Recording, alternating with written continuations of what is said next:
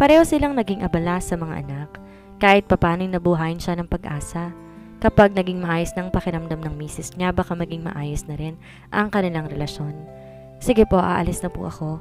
Babalik na lang po ako at pakibigay na lang po ito sa kanya. Inabot niya ang hawak na bouquet ng bulaklak at tsokolate. Nagbuga ng hangin si Elias nang humakbang siya palabas ng bakuran ng mga Escobar.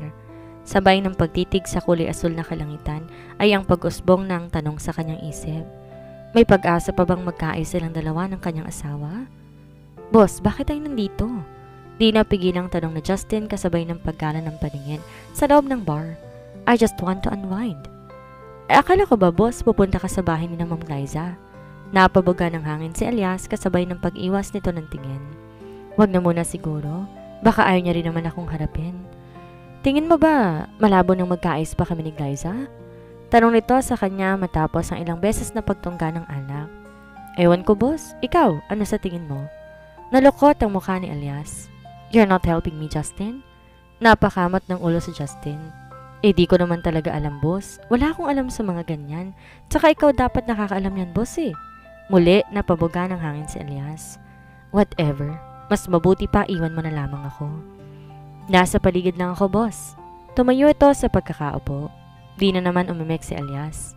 Nakailang hakbang si Justin nang muli siyang lingunin ng amo niya. Pero paalala lang, boss ha, huwag kang manchichicks. Dapat loyal ka kundi susumbong talaga kita, Ma'am Liza. Napailing si Elias bago muling tumungga ng alak. Di na lang niya pinansin pa ang tinurang yon ng tauhan. Sa halip, ginala niya ang paningin sa paligid. Sabay ng pagdako ng tingin niya sa kabilang counter ng bar ay ang pagdaloy sa isip ng isang alaala. Flashback. Ano ba? Let go of me. Di napigal ni Elias mapakunot noo habang nakatingin sa babaeng nakasuot ng itim na tube dress. Lampas tuhod ang haba nun ngunit may slit dahilan para malantad ang makinis na hita nito. Kitang-kita rin ang kurbang hubog ng katawan dahil hapit na hapit ang damit nito. Huwag ka nang magpakipot, miss. Gumuhit ang ngisi sa labi ng lalaki. Alam ko naman gusto mo rin to eh. Nagpumiglas ang babae. For your information, you're not my type. Kumilos ang paa nito para sipain ng lalaki. Nagawa niya namang masaktan to dahilan para mabitawan siya. Hindi rin napigil ni Elias ang sarili at lalong lumapit sa dalawa. Aray, ang sakit na. Muling kumilos ang lalaki para sanggaban ng dalaga, ngunit mabilis pumulupot ang kamay ni Elias sa bewang nito. What's the matter? May kailangan ka ba sa girlfriend ko? Tila natigil ang lalaki at unti-unti bumaba ang kamay nito. Boyfriend ka niya? Yes. Pasensya na, hindi ko alam na may kasama pala siya. Ano pang hinihintay mo? Alis! Mataray na wika ng dalaga sa lalaki. Nang tuluyang makalayo ang lalaki, saka bumaling sa kanya ang dalagang may magandang hubog ng katawan. At tila naman tumulan ang puso ni Elias na magtamang kanilang mga mata. Tila na bato balani siya sa mapungay na mata ng dalaga. Matangos ang ilong nito at di niya naiwasang mapalunok na mapuntang tingin niya sa tila hugis puso na labi nito. Bukod sa tila kay lambot nun, tila nakahali na rin ang mamasamas at natural na mapulang kulay nito. Thank you, handsome. Gumuhit ang matamis ng ngiti sa labi nito dahilan para mapakorap siya sa paninitig sa labi ng dalaga. Masyadong makilit yung isang yon. Di ko naman type. Tumikwas ang kilin nito sabay ng paglayo kay Elias. Nandun niya nabitawan ang pagkakahawak niya sa maliit at makurbang bewang ng babae. Anyway, hindi libre ang paghawak mo sa bewang ko. Gumuhit ang munting ngisi sa labi ng babae. How about we have some drinks? It was a night of fun. Naging masayang kausap ang dalaga, tila pa rin palagay ang loob sa isa't isa, hanggang sa namalay nilang sarili sa loob ng VIP room ng bar. Parehong umuungol sa init at ligayang hatid nila sa isa't isa. End of flashback. Nabuga ng hangin si Elias sabay ng pagtungga ng alak. Tila na mait ang panlasa sa alaalang yon. Sa mismong bar niya nakilala noon si Liza. Sa private room din ng bar nabuo ang kanilang kambal. Sa bar rin niya nakilala si Isabel na buong akala niya ay ang babaeng kanyang nakaniig. Muli siyang tumungga ng alak sa bar kung saan siya naroon ang naging tulay sa pagbabago ng kanyang buhay. Hindi niya akalain na ang buhay niyang umiikot sa mafia iikot din sa paghanga at pag-ibig sa isang babae. Nang maging asawa niya sa Isabel, nabuo ang pangarap niyang bumuo ng pamilya. Ngunit di niya akalaing ang magulong mundo ay lalo magiging magulo sa pag-aagawan nila ni Gian.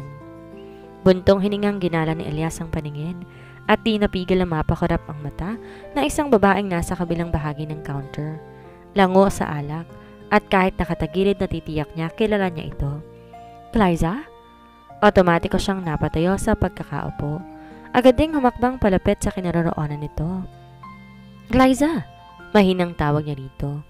Di yun nakaligtas sa pandinig ng babae. You're here. Yeah. Suminok ang misis niya bago to nagpatuloy sa pagsasalita. You're also here but anyway, sino ka ba ha? Sa halip intindihan ng wika ng lasing niyang misis, naupo lang si Elias sa tabi nito. Lasing ka na. Nakasuot to ng high-waist fitted pants na tinernohan ng long-sleeve gray female polo. Maluwag ngunit di pa rin naikubli ng damit ang magandang hubog ng katawan nito. Uwi na tayo. Mahinang natawa ang babae. I can manage myself, mister. Buntong hiningang napuntang tingin ni Elias sa hawak na alak ng kanyang misis. Sa ginawang yon, nahagip ng mata niya ang suot na singsing ni Glyza. Yo'y walang iba kundi ang wedding ring nilang mag-asawa. Tila hinaplos ang kanyang puso, kahit papaano nakasilip ng pag-asa na maaari pa sila magkaayos. Di rin nakaligtas sa paningin ni Glyza ang parinitig nito sa singsing niya. Ba't nakatingin ka sa suot kong singsing? Muling natawa ang babae. Bakit, kala mo ba single pa ako? Bago siya makaimik, muling nagsalita ito. Well, sorry ka, may asawa na ako. Where's your husband? Kasama mo ba siya? Unti-unti gumuhit ang lungkot sa mata ni Glyza. Di saka parang malabo ng kami. Umawang ang labi ni Elias para magsalita pero di niya tinuloy. Matapos na tumungga ulit ng bote ng alak ng babae, muli ito nagsalita. Di kami okay? Kasalanan ko kasi naging mahina ako. Di ako matapang para harapin problema namin.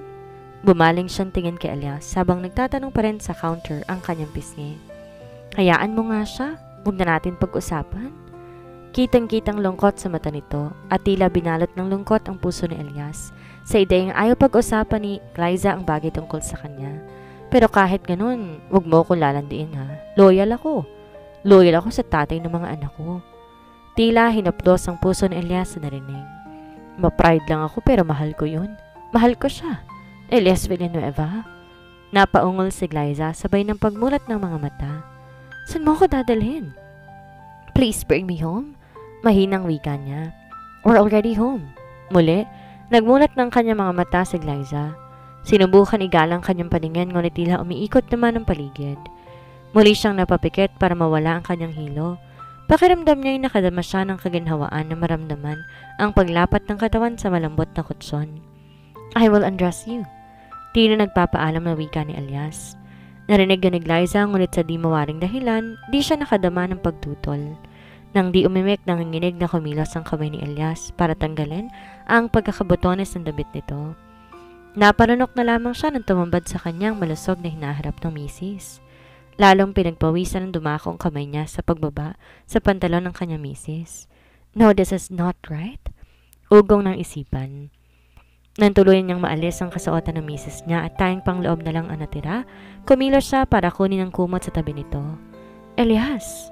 Mahinang usal ni Glyza dahilan para matigil si Elias sa ginagawa.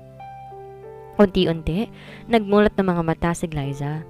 Naghinang ang kanilang mga mata. Ilang sandaling tinitigan siya ng asawa bago ito nagsalita. You're here. Unti-unti, wika ni Glyza at kumislap ang mga mata nito. Tila anumang oras ay maluluha. Is this real? Are you real? Tuluyan na nahulog ang luha sa pisngi ni Glyza habang nakatitig sa kanya. Tell me that I am not dreaming. Please don't cry. Maaga pinunot ni Elias ang kanyang luha. Sorry, I just miss you. Mahinang usal ni Glyza. Akala ko sinukuan mo na ako. Akala ko hindi mo na ako babalikan. I miss you too. Hindi kita susukuan, Glyza. Puno ng pagmamahal na sagot ni Elias habang magkahinang kanilang mga mata. Bago pa muling umimik ang babae, hindi niya na napigil sa sarili. Dampian ng halik ang labi ng misis niya. Muling pumikit si Glyza. At nang tumugon to sa halik niya, tuluyan ng pinalalim ni Elias. I love you, Glyza. I love you too, Elias. Ang mga sumunod na sandali tila naging maalab. Nagliliyab ang nagiinit na damdamin. Namalayan na lang ni Elias siya nang nasa ilalim.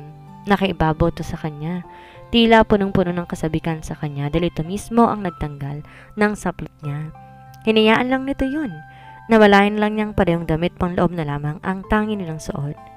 Mabilis ni Elias pinutol ang kanilang halik. What's wrong?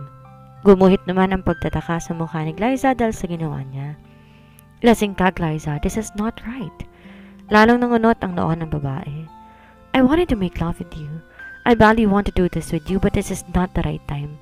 Kung gagawin natin to, gusto ko dahil gusto natin at di dahil sa epekto ng alcohol. Ang labo mo. I just want to show to respect to you. Marahas lamang napabuga ng hangin si Glyza bago pumikit. Agad kumilos si Elias para punasan ng basang bimpo ang katawan ng kanyang misis.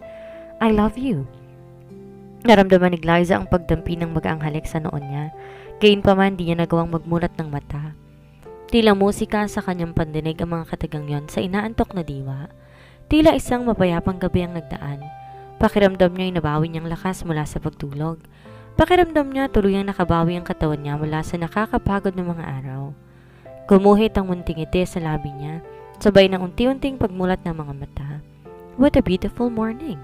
Anang kanyang isipan nang maramdaman niya ang pagtama ng sikat ng araw sa kanyang balat. Ngunit ang aliwalas ng mukha ay unti-unting naglaho na igala niya ang kanyang paningin. Di niya maiwasan na mapakunot-noo dahil sa hindi pamilyar na paligid. Nasaan ako? Marahan siyang bumangon kasabay ng paggana ng paningin niya. Paano ko napunta dito? Otomatikong napunta ang tingin niya sa kama kung saan siya naroon at tila tinakasan siya ng dugo na makita niyang isang lalaki sa kanyang tabi. Di niya napigil ang panlalaki ng mata na magsalubong ang tingin nila ng lalaking kamumulat lang ng mga mata.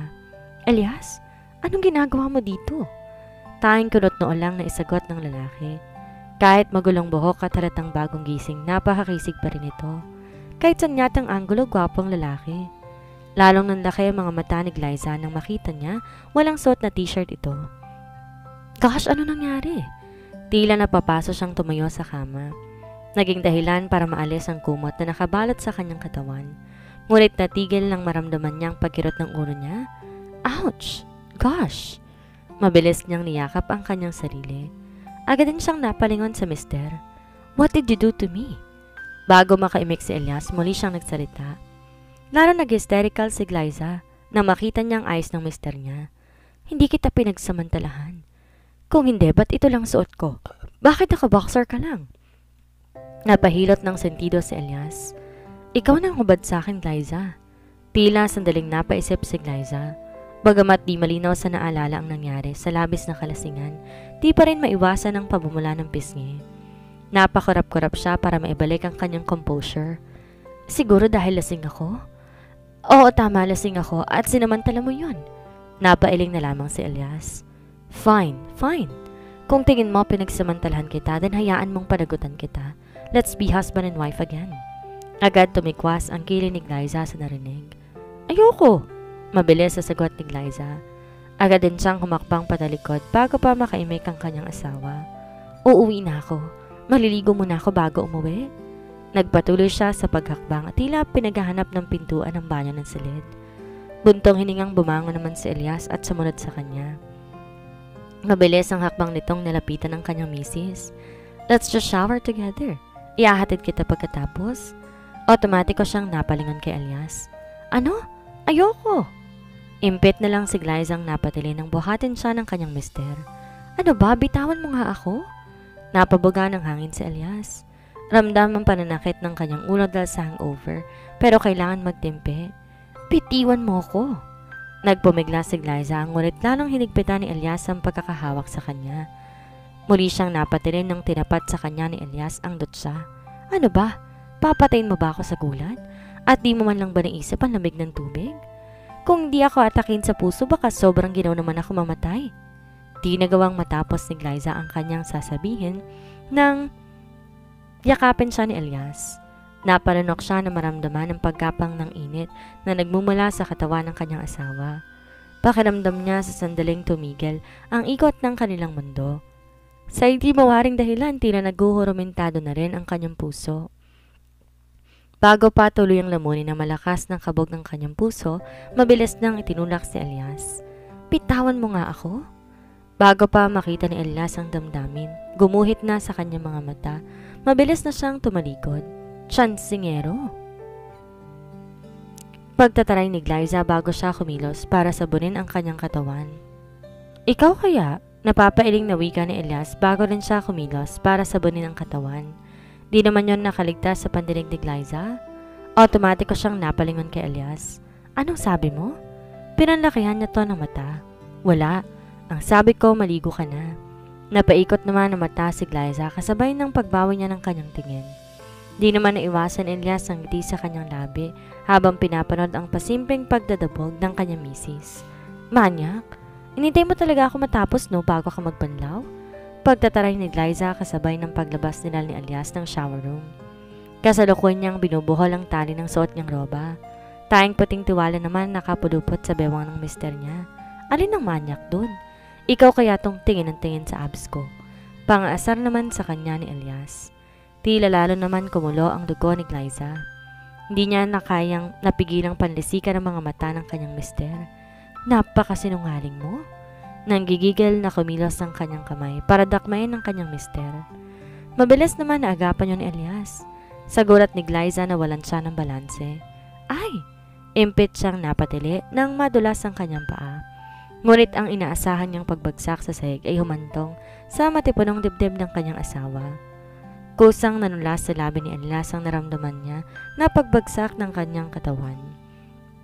Mabuti na lamang at nataon na sa tapat ng malambot na kama sila natumba. Boss! Parehong napunta ang tingin nila sa pinagmulan ng tinig. Ay! Wrong timing! Di malaman ni Justin kung kikilos siya paatras.